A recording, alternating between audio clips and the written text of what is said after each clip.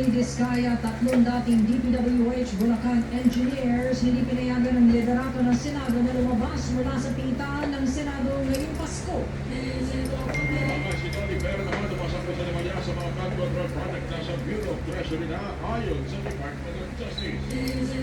Posibilidad ng pambibigay ng amnestiya sa mga kulong driver at operator na handang mag-apply ng prangkisa pinag-aaralan ayon sa LTFRB.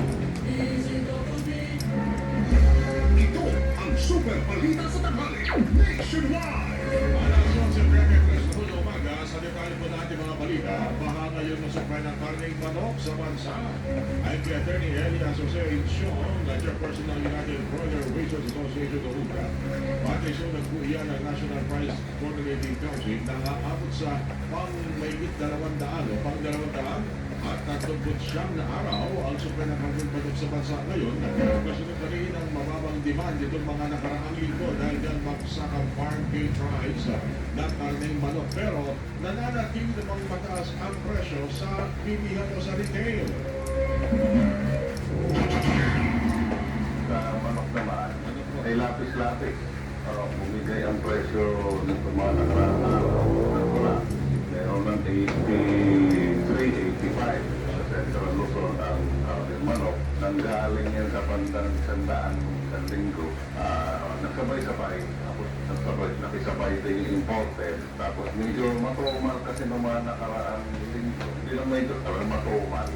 Ang kaya na kaipon-ipon yung supply.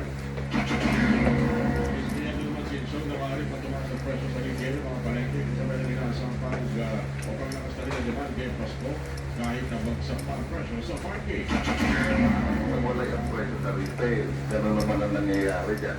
Sila kami pumapaba. Pero sa supply, yung kapaskuran, baka umapaw pa yung lapis ng supply na yan hanggang Enero ay labis-labis ang supply. Kung ikaw ay nasa sektor ngayon, para sa iyong kabuhayan, medyo may hamon ka. Pagka naman ikaw ay nasa retail, kahit pa paano, merong liwanag na yung kapaskuhan. Attorney Eli Asociacion, chairperson ng United Broiler Raisers Association. Umaaray sa matumal na benta at malaking gasto sa mga lechyonan sa Laloma, Quezon City. Ayon sa mga nagtitinda ng lechon, halos walang nagpapareserve ngayon. 2 araw na lang bago magpasko at 1 araw bago ang Noche Buena. Kung dati, December 23 pa lang, nakakabenta na sila ng 200 lechon. Ngayon, maswerte na umano kung makaka-50 sila. Posible umanong naka-apekto sa matumal na bentahan ng pansamantalang pagpapasara sa ilang tindahan doon bunsod ng pagkakatukoy ng African Fever.